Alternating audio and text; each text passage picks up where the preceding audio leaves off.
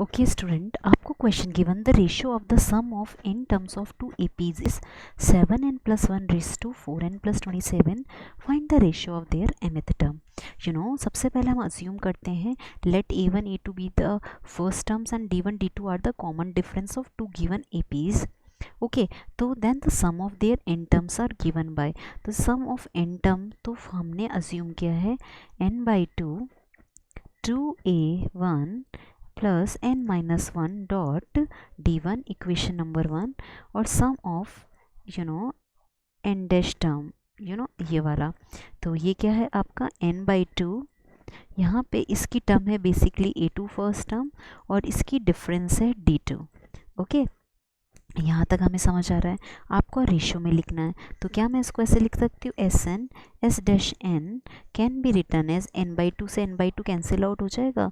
तो basically 2a1 plus n minus 1 dot d1 upon 2a2 plus n minus 1 dot d2. ये यहाँ पे ratio है तो ये ऑलरेडी कैंसिल आउट हो जाएगा. दैट्स वाई या मैं लिख देती हूँ, आपके लिए आसान होगा. n by 2 तो ये कैंसिल आउट है. फाइन. अब आपको क्वेश्चन में already given the ratio of the sum of n terms of the AP means आपको ऑलरेडी क्या गिवन है 7n plus 1 ratio 4n plus 27. आपको गिवन है 2a1 plus n minus 1 dot d1 और ये है 2a2 plus n minus 1 dot d2. Okay, now question ने पूछा था the ratio of their mth term क्या होगा. तो यहाँ से हमें सबसे पहले ये अज्यूम करना होगा ये जो दोनों एपीज है ना, यहाँ पे जो आपका m है उसको मैं रिप्लेस करूँगी बेसिकली यहाँ पे 2m माइनस 1 से. ओके, तो यहाँ से बिकॉज हमें क्या फाइंड आउट करना था sum of the the ratio of their mth terms. Okay, तो mth टर्म्स के लिए आपको यहाँ पे क्या सॉल्व करना पड़ेगा.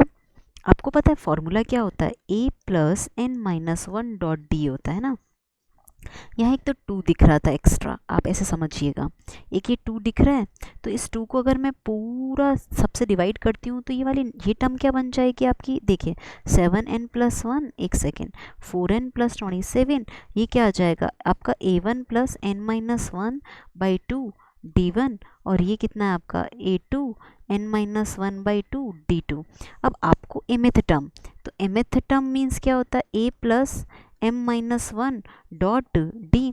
तो यहाँ पे ये और ये आपके क्या होंगे बेसिकली कंपेरिजन होता है. तो m minus 1 n minus 1 by 2 तो 2m minus 2 plus 1 is n तो 2m माइनस 1 इज n. तो n आपका क्या हो गया 2m माइनस 1. यहाँ इस तरीके से आपका कंपेरिजन हुआ है. तो 7n plus 1 4n plus 27 a1 ये पूरा आपका ये किससे रिप्लेस हो गया है बेसिकली. इसको अगर हम सिंप्लीफाई करके लिखते हैं ना तो ये पूरी आपकी जो वैल्यू है आपको यहाँ पे ये समझना होगा कि n क्या आया है.